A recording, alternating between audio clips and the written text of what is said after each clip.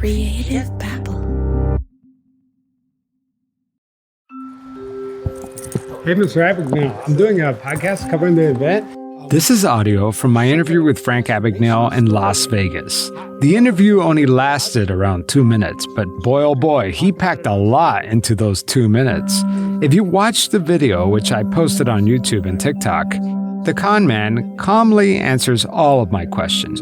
He held his hands together, smiled the entire time. It seemed like he was pleased to talk. An agency of the government help educate law enforcement officers about fraud. In fact, everyone around him just thought it was a normal interview. That is, until I busted out his prison records and waved it in front of his face. But I have your prison records right here, and clearly That prison card is the smoking gun. It proves, without a doubt, that he was mostly in prison from the age of 16 to 21, making it impossible to live the extraordinary life he so famously claims. This series is not just a story about a con man who lied about his past experiences. No, it's much bigger than that. This series is about correcting history. You see, for decades now, we've been celebrating this man's life, like he's some sort of hero or something. He's invaded our living rooms in countless TV interviews. He's had Leonardo DiCaprio play him in a movie. John Williams even scored his superhero theme song. And his life has been turned into a Broadway musical, which one review said is an amazing true story with the happy ending we all need.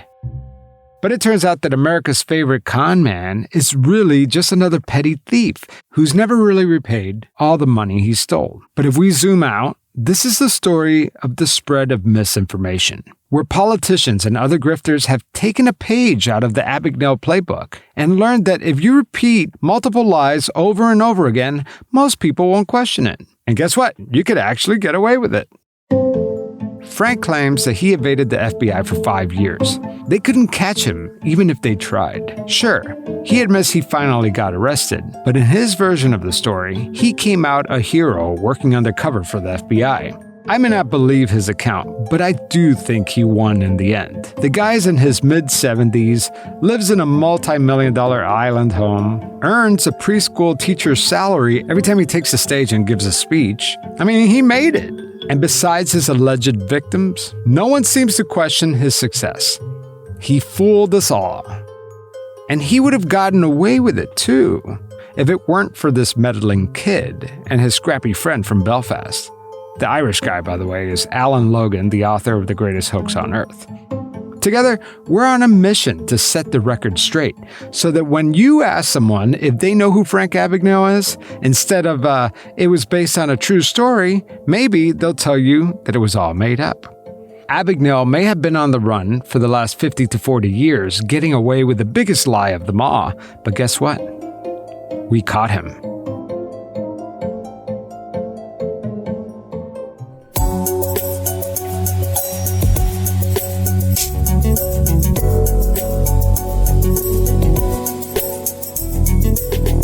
I'm Javier Leiva, and this is Pretend. Stories about real people pretending to be someone else.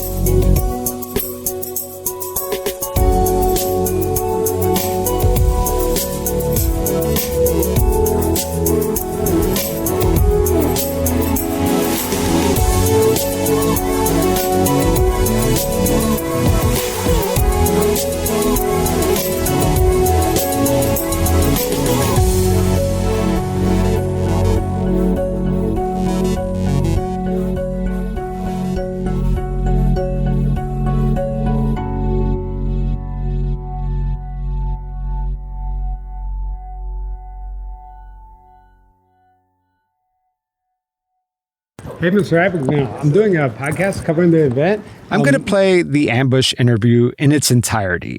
And I'm going to interrupt the tape along the way just to point out a few things here and there that you may have missed. Such a transformational story. I mean, it's almost like unbelievable. How did you make that change? I know you talked about it on stage, but we would love to hear it. I was very fortunate, first of all, that after serving time in France and then Sweden and then the United States, after my 4-year stint in the United States, the federal government offered to take me out of prison on the condition I go to work with an agency of the government. By the way, there was no 4-year stint in prison. He spent 3 months locked up in France and 2 months in Sweden. And when he returned to the States, he only served 2 years in a federal penitentiary in Virginia. So not 4 years, it was more like 2 years and change. In the United States, the federal government offered to take me out of prison on the condition I go to work with an agency of the government and help educate law enforcement officers about fraud. There's no proof that the federal government ever recruited Abagnale. In reality, he was just hanging out at a children's summer camp stealing camera equipment. And then for some reason that really can't be explained, he got a job at an orphanage posing as a social worker. Abagnale told me in Vegas that working with the FBI wasn't his long-term plan. It wasn't even supposed to last that long. Fraud. It was just for the period of my parole, which was about 5 years, and then that obligation would end. When the 5 years were over, the Bureau asked me to stay on. I said I would stay as long as I was allowed to do other things outside of that, and I've done that for 46 years. So I owe the opportunity to them. Now he's claiming to be a federal officer, which is a pretty serious crime if he's lying, by the way. I don't believe I was a changed person coming out of prison. I think that having met my wife, and keep in mind that I had no money, I had no job, I was on federal parole, and I told her about my life and where I was, and I eventually asked her to marry me, and against the wishes of her parents, she did.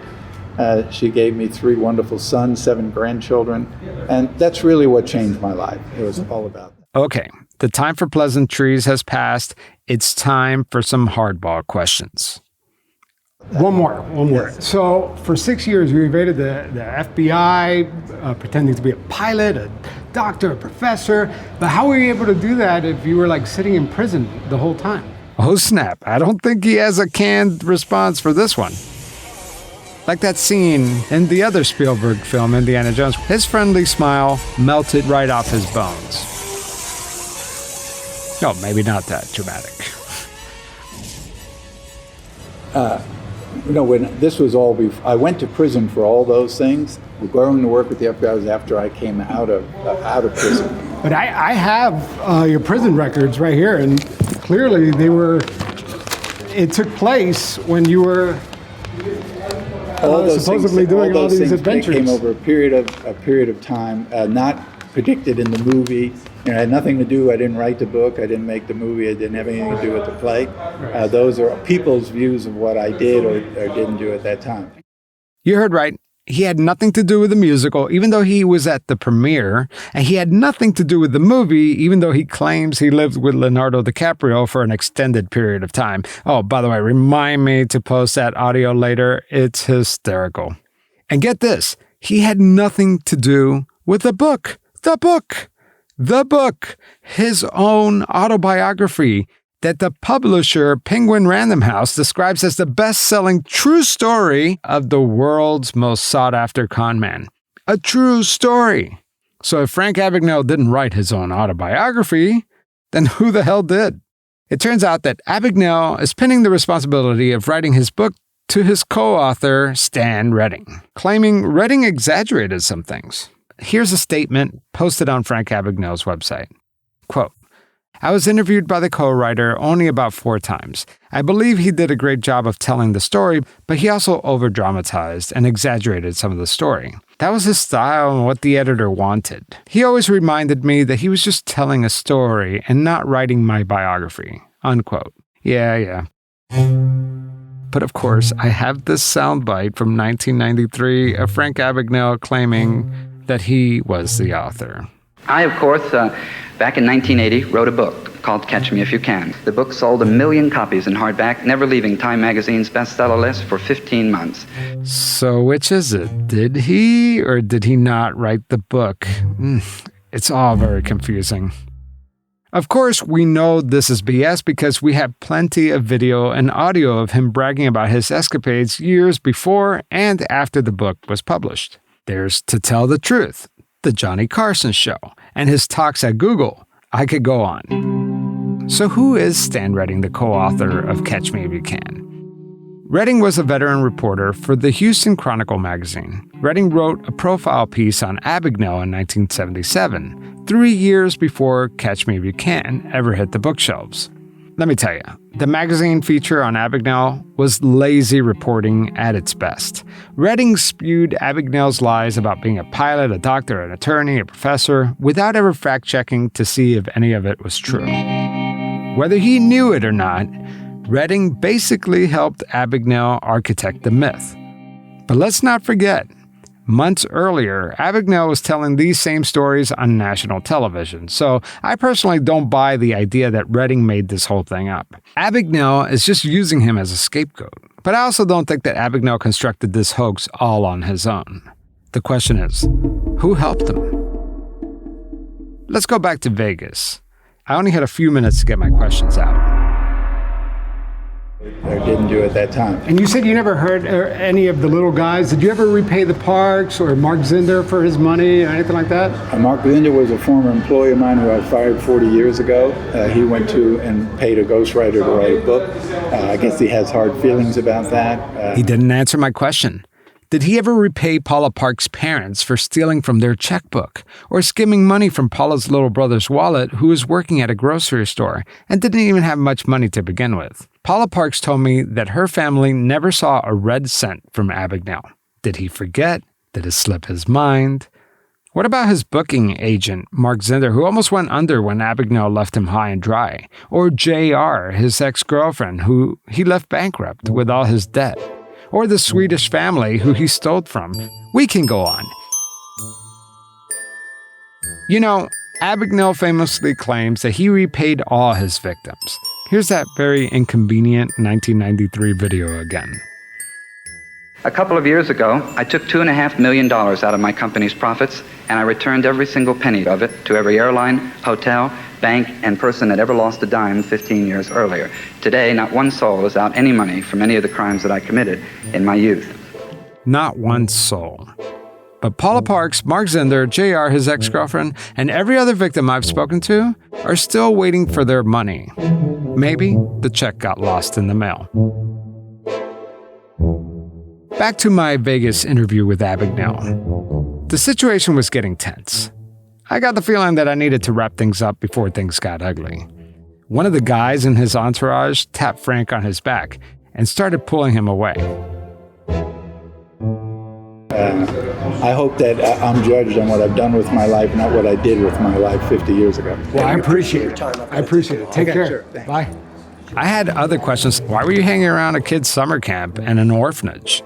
If you really passed the bar, why aren't there any records of it? Is it lonely keeping up the lie? Do your kids know you're an imposter? But I figured it was time to go. I quickly started walking towards the emergency exit, but before I could leave, one of the conference organizers stopped me on the way out. Oh, I registered for the event. I was just covering the event, just different aspects of it for a blog, podcast, you know. That kind of thing. Yeah. Okay. Mm-hmm. This lady was trembling. Could it be that I caused an unexpected wrinkle at her event? Or was she nervous because she just realized that her company just paid this guy $20,000 to $30,000 to lie to their attendees? Just the approach to Frank Abagnale was a little bit unexpected. Oh, well, I was just asking him just yeah, it's just questions that's I was something. curious about. Yeah, that would be something we'd have to schedule like individually. Oh, okay. I just thought I would talk to him while I was Yeah, around. no, I hear you. She grabbed my lanyard and wrote down my name. And that was it. Awesome. Cool. Okay, thanks, All right, Javier. thanks a Appreciate lot. it. Have a good Bye. But honestly, asking a con man uncomfortable questions isn't illegal or breaking any rules. I was just a curious conference attendee. I briskly walked down the 3 flights of stairs, made a right, and pushed open the double doors of the casino. Thank God alarms didn't start blasting. But I wasn't in the clear yet. I still had to make it out of the property, which seemed like a city block long. I crossed the street, entered the Parisian village, and disappeared into the crowd. It was time for my celebratory beer. When we come back, I'm going to talk to the man who arrested Frank Abagnale. What can he tell us about the myth? That's after the break.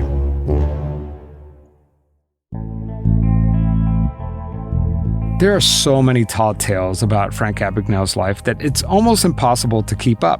Here's a good one. I have turned down 3 pardons from 3 sitting presidents of the United States because I do not believe, nor will I ever believe, that a piece of paper will excuse my actions, that only in the end, my actions will. Pardon me, did I hear that right?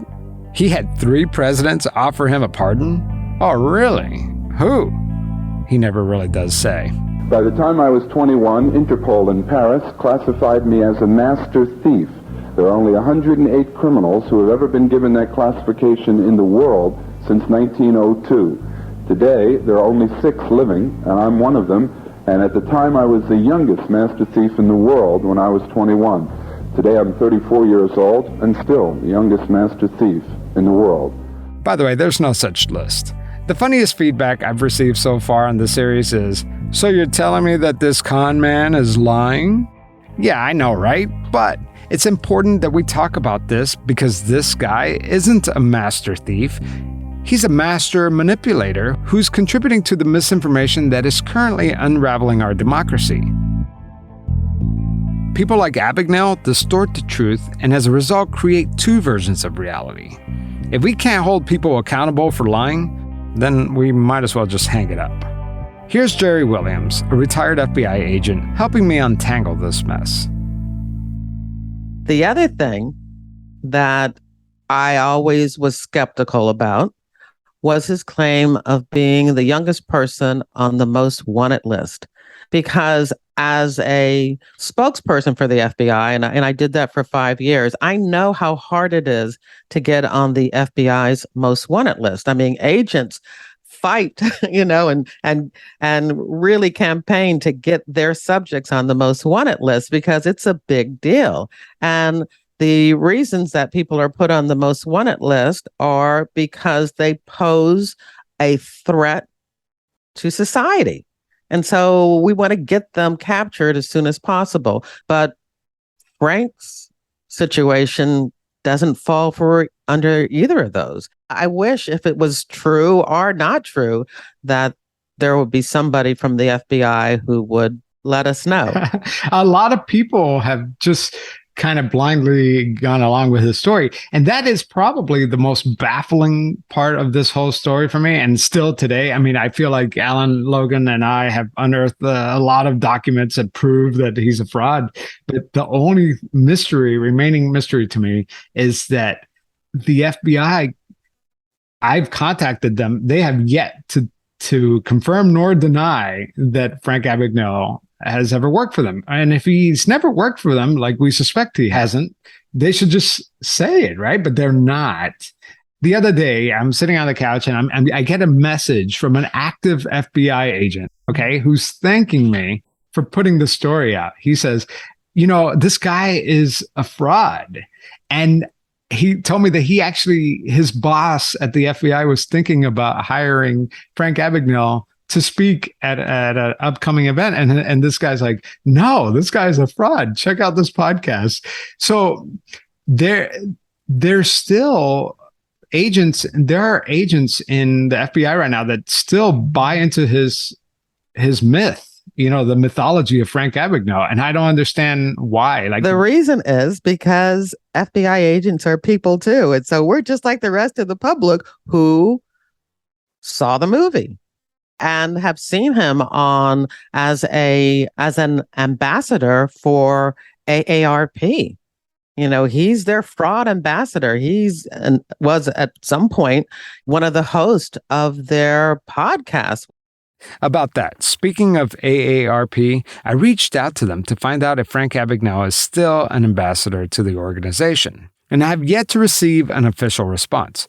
But one of my listeners, named Stephen Vogel, took it upon himself to contact AARP, and they actually got back to him. A communication manager, I don't know if he was going rogue, was able to confirm that Abagnale is no longer an AARP ambassador. They even acknowledged in a recent blog that most of Abagnale's stories have been debunked. It turns out that maybe Frank Abagnale was more of an embarrassador than an ambassador. Man, that line sounds so much better when you write it. But back to the FBI. Frank Abagnale says that he doesn't want to be judged by what he did in his youth. He claims he's a changed man and is proud to serve his country by working for the FBI. According to Abagnale, the FBI arrested him, he served time, then, out of great admiration, the FBI asked him to work undercover for them at an orphanage. Sure, all this sounds very strange, but I don't want to put words in the guy's mouth, so I'll have him explain. So when I finished working undercover, the director then simply said, you know what, he needs to go to the academy and teach class, so that every agent who comes to the academy, he will be their instructor in one of their courses, and they will all know him. Joe Shea was my supervisor at the FBI after I came out of prison. I answered directly to him. He and I were friends for 30 years until his death. Joe Shea was just one of the 3 agents who arrested Abagnale after he was busted for cashing 10 bogus payroll checks. He was the inspiration for the Tom Hanks character in the movie. Shea died in 2005, but the other 2 agents, they may still be alive. I wonder what they remember about the day they arrested Frank Abagnale. If I could get a hold of one or both of these guys, I can finally put to rest some of Abagnale's blatant propaganda. Was there a prolonged chase between Abagnale and the FBI? Was the Bureau looking into the sexual allegations happening at the University of Arizona? Was he really recruited by the FBI? If so, these guys should know. After all, they were the ones who arrested him. The 3 agents were Joseph Shea, now deceased, Tom McEwen, and Al Brown, all out of the FBI Atlanta division. The 2 agents, if they're even still around, would be in their 80s. Locating them will be no easy task, but with the help of some friends, I was able to find one of them, retired agent Al Brown. My name is Alan Brown. I go by Al. I'm one of the 3 FBI agents who arrested Frank Abagnale.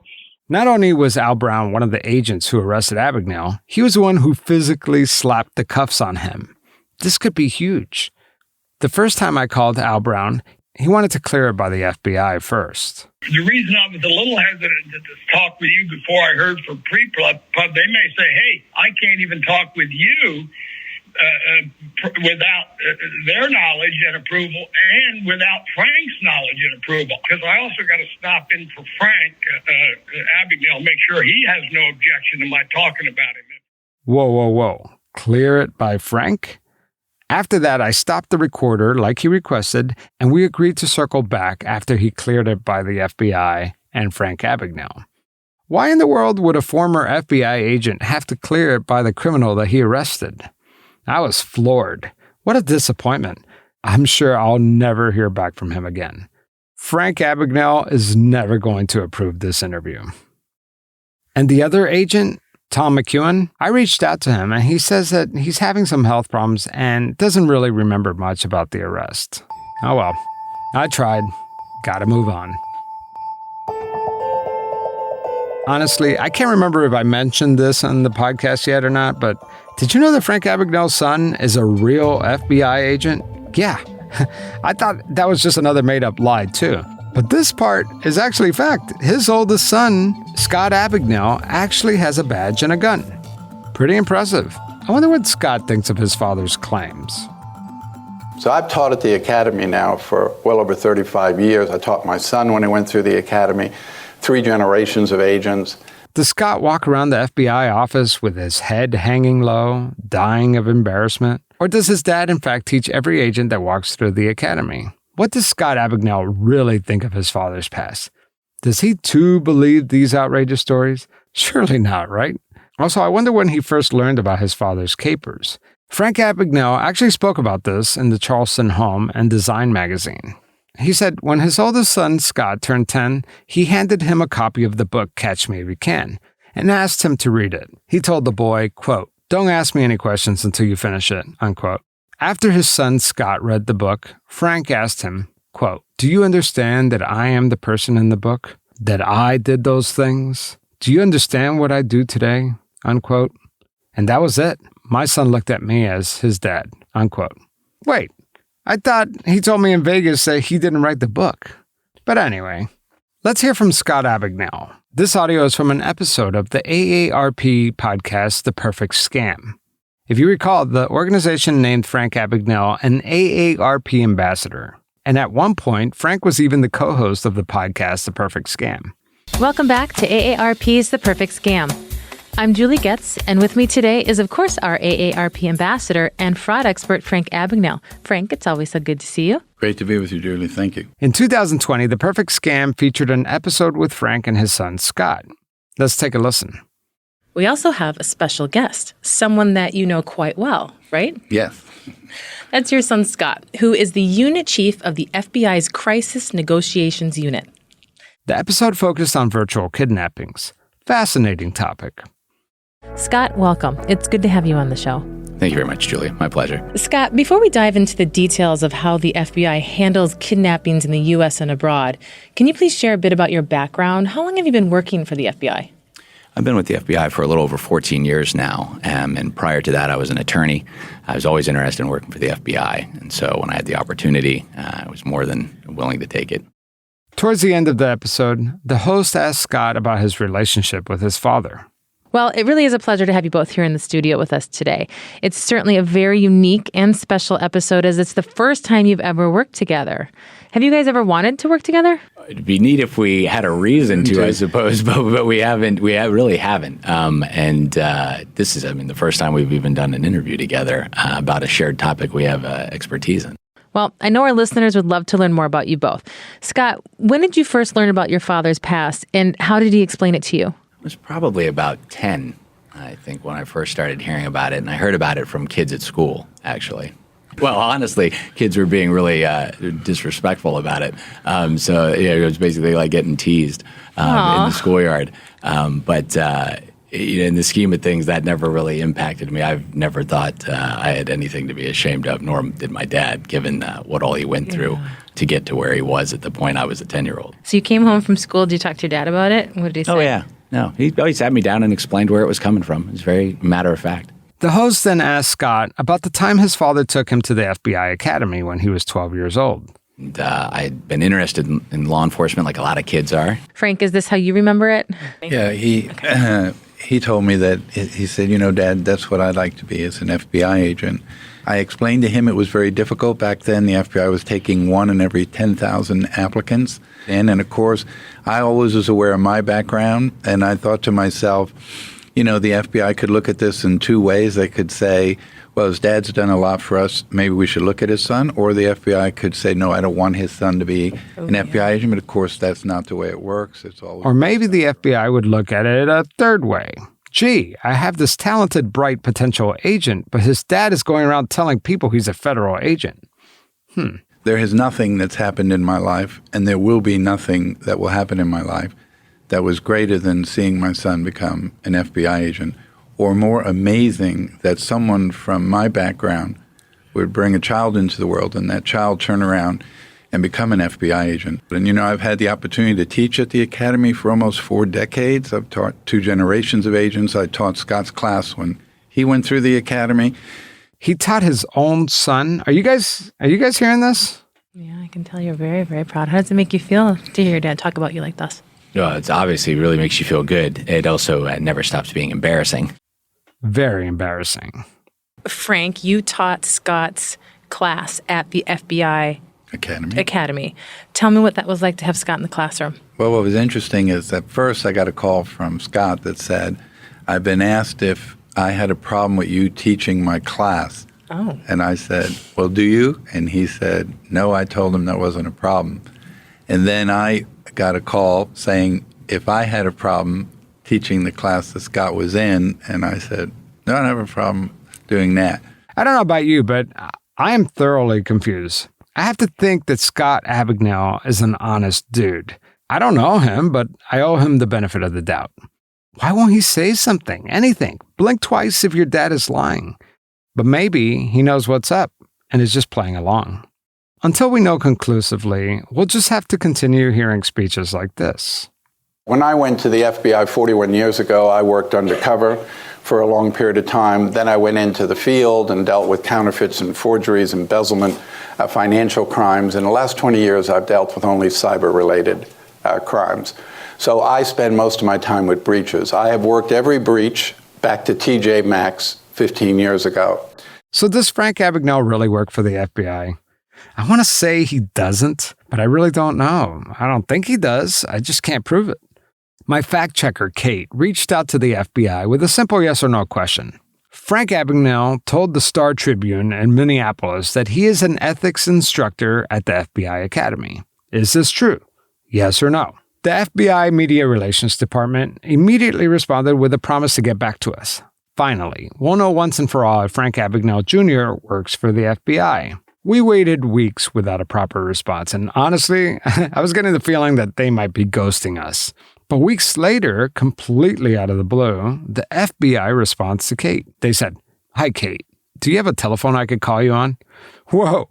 They have an answer that is so explosive that they can't even put their response in an email. So Kate picks up the phone and takes their call.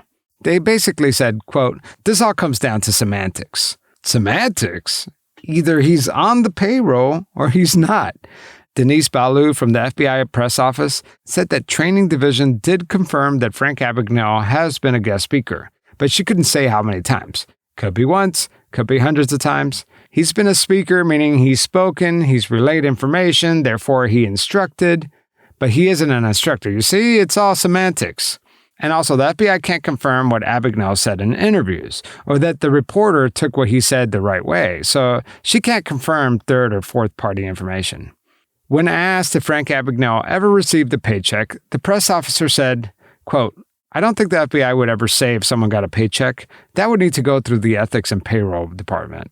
Kate also asked if they would be willing to be interviewed for this episode. The FBI declined and said that the Bureau won't do interviews or follow-up questions with me, Javier. So, to sum up, the FBI can neither confirm nor deny Frank Abagnale's employment with the agency. Seriously, what did I expect? It's hard not getting discouraged. They could have said, yes, Frank Abagnale has been working for us, and I would have said, egg on my face. Maybe the con man has turned the corner. But they could have also gone the other way and put this ridiculous idea that this man is a federal agent to rest. Let me remind you that he's built a very lucrative career based on his experience with the FBI. It's the legitimacy that companies look for when they ask him to join their board or give him $30,000 for a speech at one of their events. But the Bureau didn't do that. And honestly, it's not a good look. But damn! Does this guy really work for the FBI? I mean, if only I could talk to former agent Al Brown, you know, the guy who arrested Abagnale back in the day. But that's a long shot because he has to get approval from Frank Abagnale first. That's never going to happen. But guess what? Al Brown got back to me, and he said that both the FBI and Frank Abagnale gave him the all clear. My conversation with retired agent Al Brown is right after the break.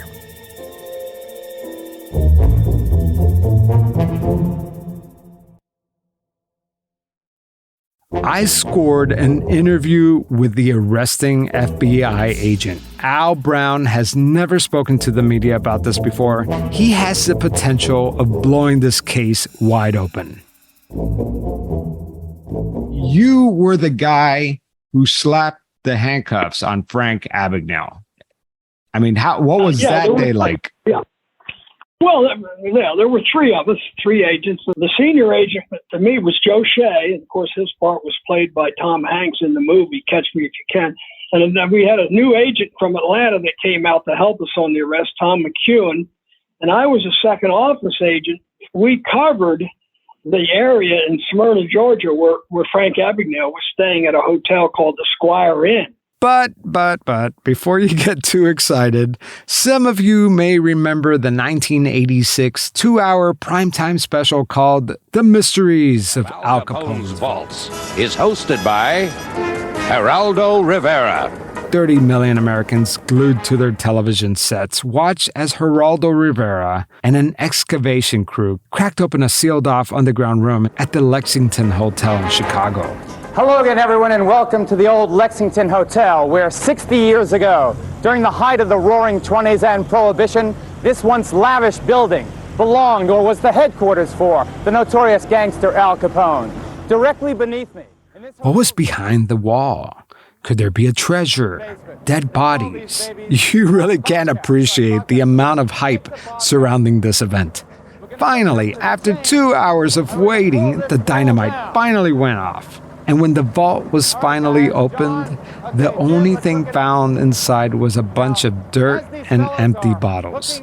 And the reason why I'm digging up this colossal letdown is because my interview with retired agent Al Brown is pretty much Geraldo Rivera's Mystery of Al Capone's Vault.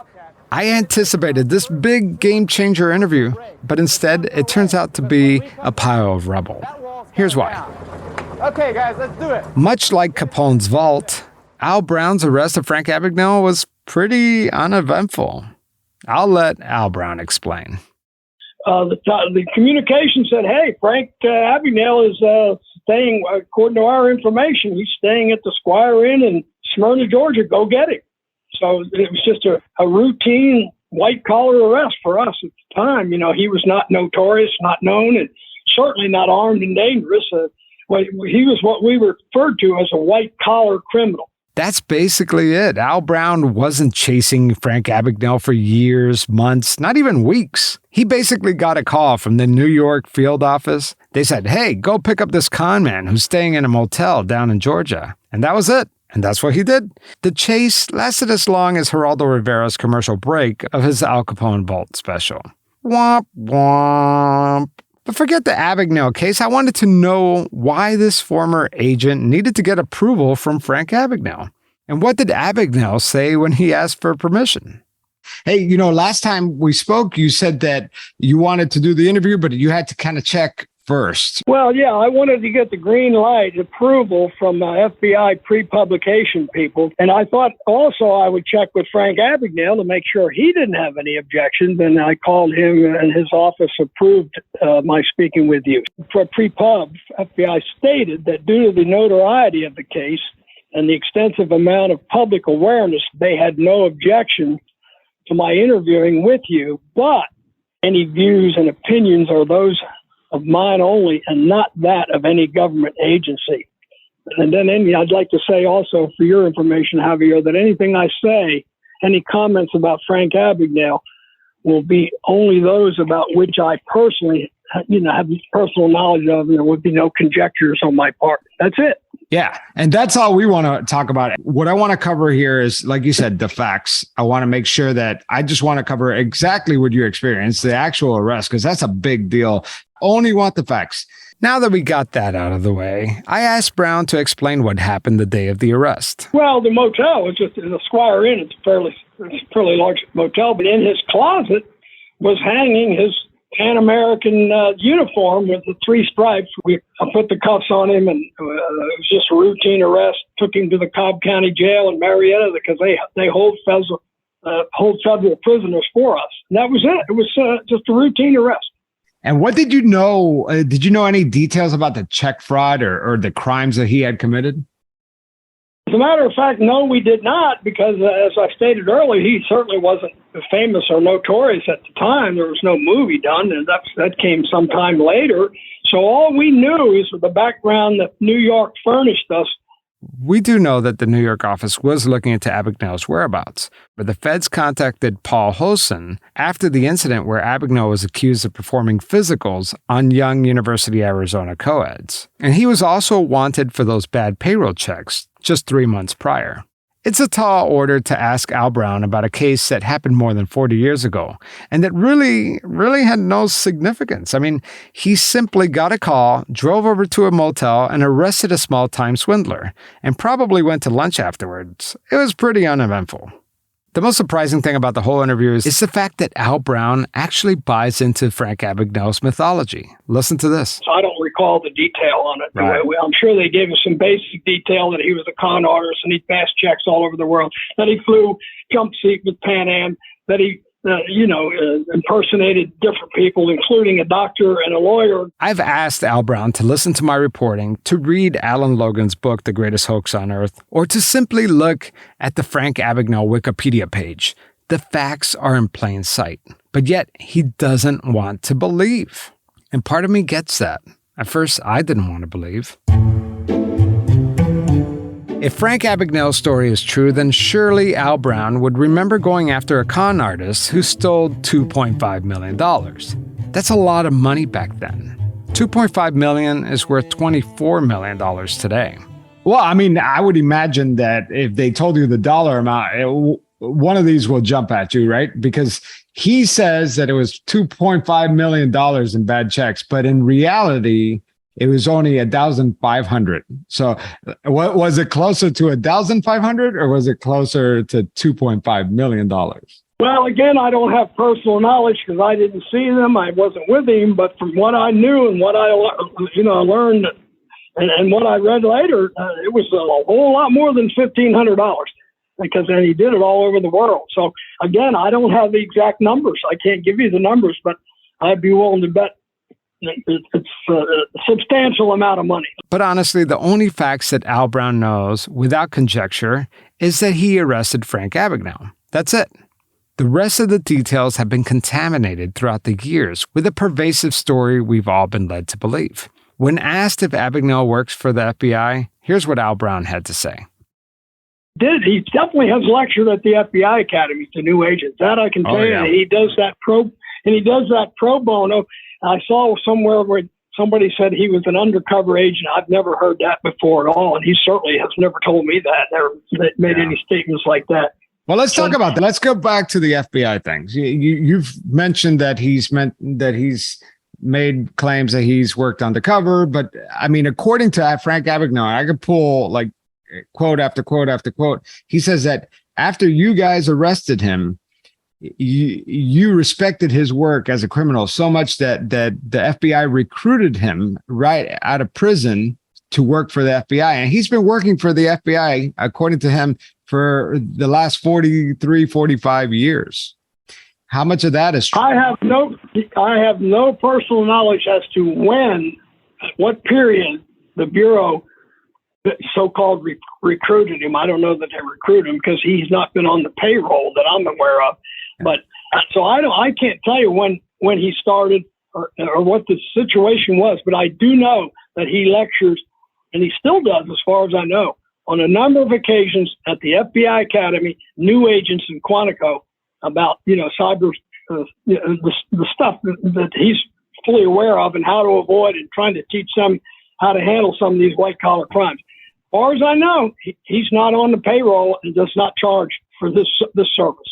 So he does speak at the FBI, but there is a big difference between occasionally being a speaker at the FBI and then working for the FBI, teaching ethics classes for the last 40 years. Those are two different things, right? I saw that in some of the writing somewhere that, again, no personal knowledge that he ever taught ethics classes for 40 years. I just know that he does lecture and has lectured. I don't know what period. And the guy from the NSA told me that Frank Abagnale told him that he was a supervisory special agent. I mean, that's more than just an occasional guest speaker, Well, yeah. Well, again, I can't speak to that at all. He has never made any statements like that to me. Never. Yeah. Not even remotely near that. Nothing. Right. No. But if I were to play you like a soundbite of him saying these kinds of things, as a professional, as somebody who has a really, has retired from the FBI, has a career that you should be very proud of. I mean, does that kind of bother you a little bit that some guy could be going around pretending that he's an FBI agent? Well, again, with no personal knowledge that he really did that, I can't specify either way, so I can't say that it would bother me because I don't know that to be true. And Frank, over the years, this is a fact, he has appeared pro bono as a speaker and consultant at many FBI and other government events, in addition to what he does as a consultant, for a living. Yeah. And when he appears, he charges nothing as a featured speaker. But at my request, he appeared in September, I think it was, 21 last year, as our featured speaker at a FBI retired pilots convention in Nashville. And I said, hey, Frank, we're going to pay all your fee and your expenses. No, he said, I'll do this on my strictly pro bono. I don't charge the government anything. So I haven't seen that written anywhere else. Oh, and we'll definitely mention that because that is very generous considering that he charges $20,000 to $30,000, and that doesn't even include the travel costs. So that's really generous of him to do that. Extremely so, and exactly. And I said, hey, if you don't want to take the fee, how about your hotel expenses? Nope, I'll cover it all. In a way, I could kind of see him going to Nashville for free, speaking to the retired FBI airline pilots for free, and doing all these other FBI events for free as a way to validate his work with the FBI. So in a way, it almost seems like that he could kind of be using you, as a prop, taking you to the movie set, like he's saying, look who I'm hanging out with. These are real FBI agents. And so when he goes around telling people that he's an FBI agent, it kind of adds to his credibility, right? Well, I cannot speak about, I can only know what I know for a fact myself. So I'd be conjecture on my part, as far as whether or not he's using this. I've never had that feeling. I really don't. I really think he does this because he feels that he owes it for whatever reason to society to do that. I personally don't think he's doing that just to use us. That's an opinion, which I said I didn't want to do. Javier, I never ever thought that he was using us. I really didn't. I still don't to this day. And that was, like I said, that was just a routine arrest. We averaged like 30, 40 a year in those days, so I can't give you a whole lot of details. You know where Frank Abagnale was when he was supposedly recruited by the FBI? He was at a kids' summer camp in Texas, and he was found guilty of stealing from a kids' camp and doing all sorts of stuff while he was on parole. So I'm just wondering why the FBI would get this guy on their team. Well, again, I have no knowledge of that one. And that's fair. That's fair because I'm asking you questions that it's almost a little unfair because all you really did was you arrested this guy, and that your interaction with him only lasted a couple hours, right? You got it right. That couple hours. I'm glad you checked with him though, and I'm glad that he let you do this interview too, because I think that it's good to have somebody like you speak highly of him because, not a lot of people have been speaking highly of him. So it's nice to get a different point of view. Well, my only connection with him has been, since we arrested him, has been positive. So we'll leave it at that. Maybe it's true. Frank Abagnale was personally handpicked by the FBI director to go on a secret mission in New Mexico. Maybe he did infiltrate a secret military base to disable missiles. And perhaps the FBI was sending undercover informants into an orphanage to spy on kids who have no parents. Hey, you know what? Stranger things have happened. For now, we're going to move on to the next chapter in Abagnale's life. But this time, we're actually going to go way back. I mean, way, way back to his childhood. It turns out that the apple may not fall far from the tree. I spoke with Frank Abagnale's niece, who reached out to us to uncover a dark family secret. You won't believe what we found out. That's next time on Pretend.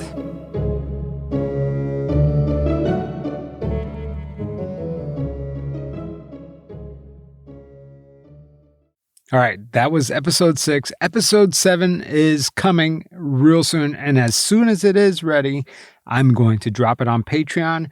My Patreon supporters always get first dibs on episodes. They get extra bonus episodes. They get swag. If you haven't checked out my Patreon page, go to pretendradio.org/donate and help support the show. And by supporting the show, you get really cool stuff. This Abagnale series has tons of bonus material that cannot make it on the actual feed. So check it out. It is really cool. I also use the platform to communicate with all my listeners. In fact, I'm going to extend this to beyond my Patreon supporters.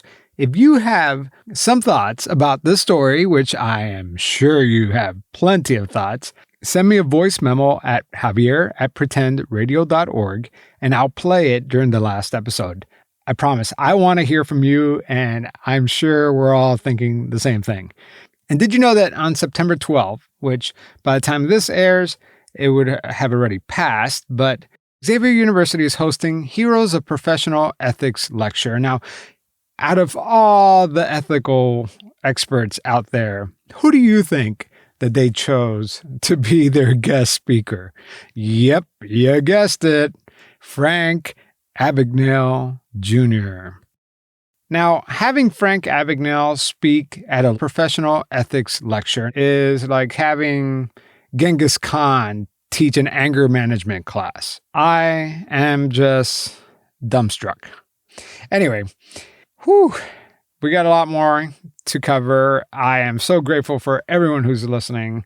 Remember, follow me on Instagram, Twitter, TikTok, Facebook, all those things at Pretend Pod. I have some Twitter videos, Instagram reels that I'm working to show how this adventure unfolded, and I think you'll like it. Oh, yeah, and you can see the full confrontation video on my YouTube channel. Just search for Pretend Podcast. All right, guys, thanks a lot. We'll talk in 2 weeks. Take care. Fall is here and class is back in session. It's a busy time for students and faculty, and with a new school year comes new adventures, new experiences, and new goals to achieve. But as much promise and excitement as the fall semester brings, there can also be a dark side to it, one in which the unthinkable can happen. I'm Amy Slashberg. And I'm Megan Sachs, and we're the host of the podcast Campus Killings. As educators and criminologists, we teach, research, write, and podcast about victims, offenders, and the issues that surround our criminal justice system. Amy and I have both worked in the field of criminal justice for 20 years. Myself in law enforcement and Amy in the mental health field. In Campus Killings, we'll dive into some of the most shocking and tragic murders to happen on school grounds, and we'll provide our analysis on the cases we cover as both educators and trained criminologists. We'll discuss what went wrong and what could have been done differently to prevent the tragic outcome. Campus Killings is available everywhere you listen to podcasts. Subscribe now so you don't miss a single episode of Campus Killings. Exorcism. There's stages of demonic attack. She was perhaps the most severe. It was nightmarish. Money laundering. Mexican drug cartels, biker gangs in Australia. There are professional money launderers who have clients all over the world. Graphology. I can look at somebody's handwriting and I can analyze their character. Private wrestling. He wanted me to run over his penis with my car. Exploration. It's known as the Savage Mountain.